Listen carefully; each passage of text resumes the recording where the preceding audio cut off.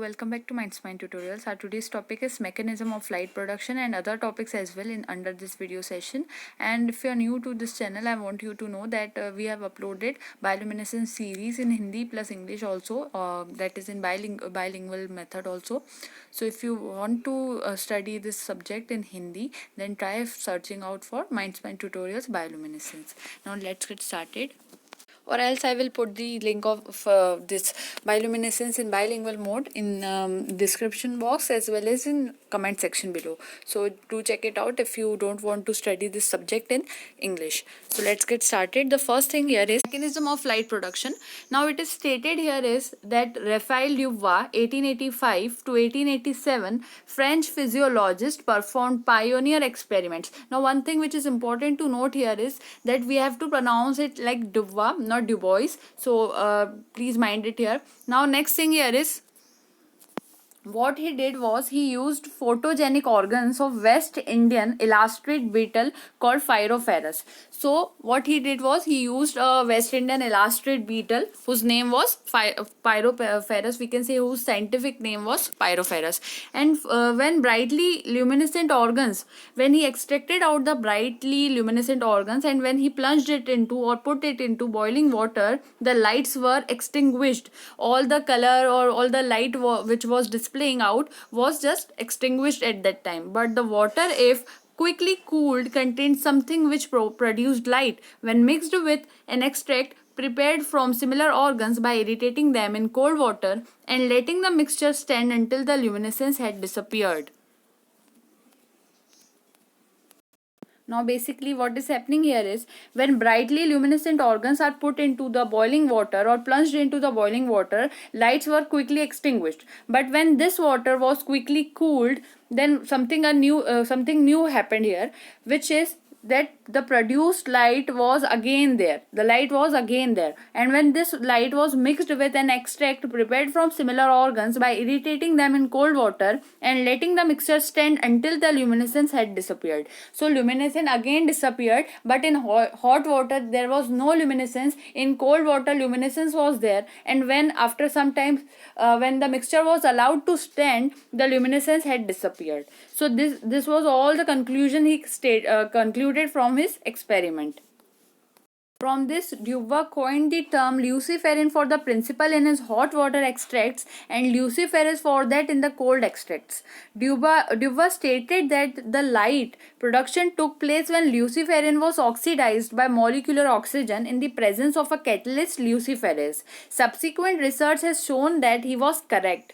Now what is happening here is Dubois stated that there is some sort of substance which is known as luciferin, which can also be written as LH2. Now when luciferin is oxidized in the presence of a catalyst, or we can say in the presence of an enzyme, then oxidized luciferin is formed.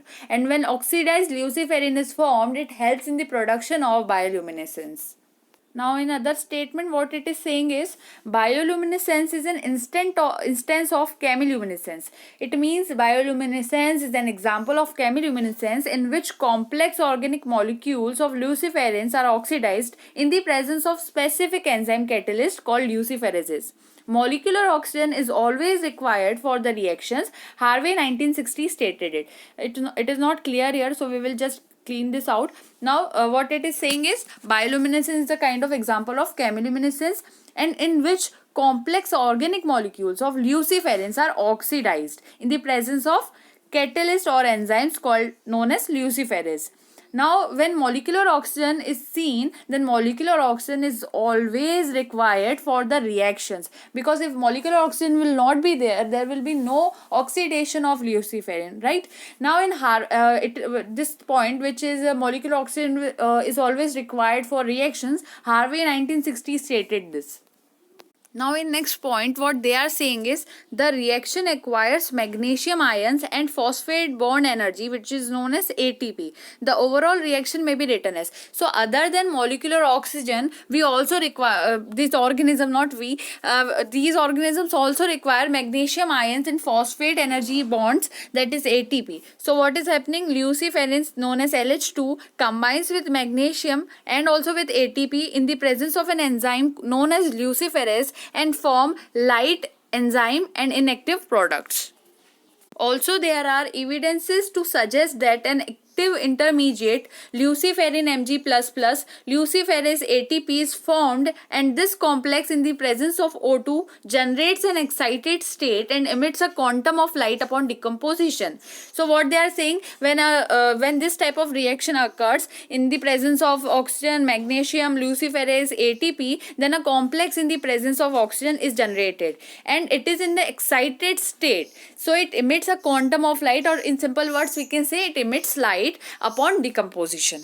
Under normal circumstances, the intermediate gives rise to an inactive complex immobilizing the enzyme. This is presumed true since repeated additions of fresh enzymes to the system are accompanied by brief light flashes.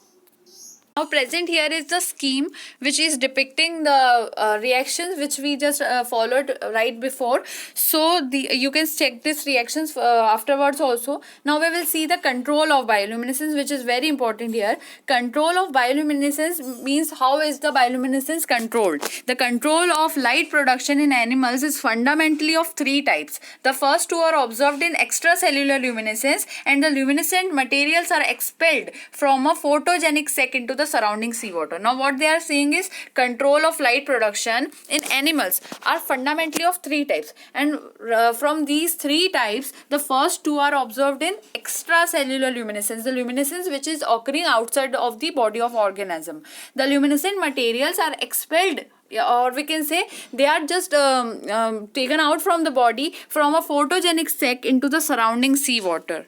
So when bioluminescent materials are expelled from the body of we can say organisms which show extracellular bioluminescence, they only show this type of bioluminescence on stimulation. Okay, so what they are saying is the control is indirect and operates by means of neuromuscular mechanism. So in this type of method in which the bioluminescent material is expelled out, this type of method is controlled by neuromuscular mechanism. Then there are some organisms, other organisms, second type we are seeing the organisms which can secrete a luminescent slime over the surface of the body. It means they are not expelling completely out, they are not making a cloud, they are just secreting a luminescent slime over the surface of their body, and have a secretory process of control by direct nervous or in some cases by endocrine excitation. In first type, they told us there is neuromuscular mechanism. In second type, they told us there is a direct nervous, or in some cases there is endocrine excitation. And in the third type, which is control, generally applies to those animals where the luminescence is an intracellular phenomena. Now in third type, which type of organisms we are seeing? We are seeing intracellular phenomena. And it is a mechanism whereby excitation of the luminescent cell, we will clean a bit. It is a mechanism whereby excitation of the luminescent cell results in the contained photogenic substances reacting to produce light. This may come through rapidly making small quantities of one of the essential organic photogenic agents available for reaction within the cell. So what they are doing is, in third type, it is kind of a intracellular phenomena. It is a mechanism where excitation of the luminescent cell results in the contained photogenic substances reacting to produce light. Now photogenic substances will react and produce light through rapidly making small quantities of one of the essential organic photogenic agents available for reaction within the cells. So these organisms generally make the photogenic agents, we can say, through temporarily rendering the intracellular medium favorable for the luminescent reactions, such as through control of oxygen, water, or hydrogen ions. And other than these photogenic agents, we also require oxygen, water, and hydrogen ions for the luminescent reactions. Through altering the directions of paths of chemical changes to favor chemiluminescent ones. And also they are saying that through altering the direction of paths of chemical changes to favor chemiluminescent ones, that is, they favor chemiluminescent reactions also. So at last we are seeing the topic significance of bioluminescence, which is very important. Bioluminescence is observed in the lives of many animals and affects the survivability and reproductive success of the species. However, the significance of light production in many animals remains obscure.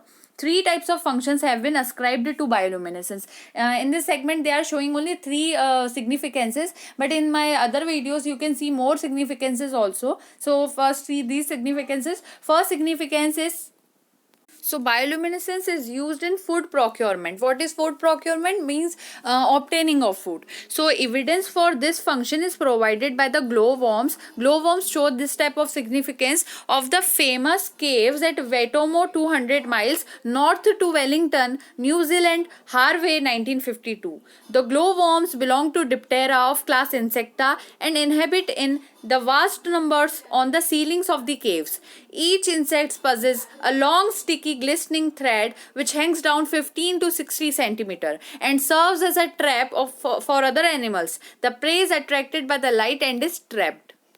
So in glowworms, what they are doing here, they are making glistening threads, and towards these glistening threads or light emitting threads, their prey are automatically attracted towards, and when they are attracted, they are trapped, and the glowworms can just fulfill their needs here. Now escape from predators.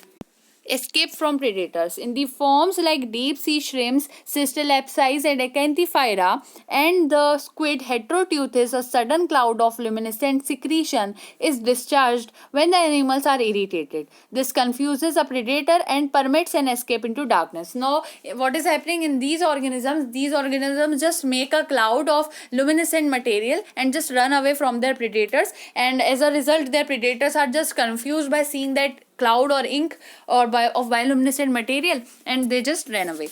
And in the scale worm, E. coli, easily detachable luminous scale serves in a similar manner to distract the attention of the predator towards the scales, while the animal itself swims away. Now in case of scale worm E. coli, what it does is it just gets detached from its scales and just escapes out, and its scales have luminescent material, so the predators are attracted towards the scales while it just swims away. Now the production of adrenaline by fishes supplements the nervous system in liberating bright light in some fishes. Such production of excessive light in a group of animals helps in giving a warning signal to its fellows. So some fishes, we can say the production of adrenaline is seen in them. So in this kind of fishes, what they are doing is they produce, when they produce this type of lights, they are just warning their predators or their fellows that they are not tasteful, they are not appetizing, so they must not eat them. So this type of warning signals can also be seen in the case of escape from predators. Bioluminescence in reproduction. Timing or reproduction. Experimental evidence suggests that bioluminescence helps in serving as signals for bringing together the two sexes in mating. In the Bermuda fireworms, Odontocysts female exhibit a marked lunar periodicity. They arrive to the surface of the sea during mating periods and swim in small circles, emitting brilliant light. So by emitting lights also they are attracting their mates. The males in deeper water are attracted by the light and join the female in the mating dance. An interesting observation is that if males do not join the light emitting female, the female ceases light production but after a short recovery again emits light. And if mates are in the middle of the way and no light is produced by the females, they swim aimlessly until again light is produced. Harvey 1952 stated it. So this was a phenomena which they just use for attracting their mates. Now second is intraspecific recognition signals. Intraspecific recognition signals. This type of signaling system is observed in the mating of fireflies, that is known as Photinus pyralis. Females crawl in the evening in grass and wait during darkness for a signal. The males flash their lanterns and fly about 50 cm above ground level. A female can recognize this light within a distance of 3 to 4 meters and flashes back after an exact interval of 2 seconds at 25 degrees Celsius. By such repeated signals, the male approaches the female and mating occurs. In conclusion, it may be pointed out that bioluminescence has arisen as a fortuitous correlate of the cellular oxidative processes and persisted in lower forms such as bacteria and fungi as a secondary adaptation. Certain groups have utilized this phenomena in various processes. So we just saw that they can send signals, they can warn their enemies, they can attract their prey, and they can communicate with bioluminescence. There are many significances of bioluminescences. Now at last we are with the topic important questions for this. You can see it out. In questions, there are two questions here. What is bioluminescence? Write an account of bioluminescent organs met among the animals. Write an account of the mechanism of light production in animals with reference to the chemical basis. So we just have gone through all the text and explained it also. So that was all about bioluminescence. If you like the video, don't forget to like, share, and subscribe, and help us grow our channel. Thank you so much. Keep learning.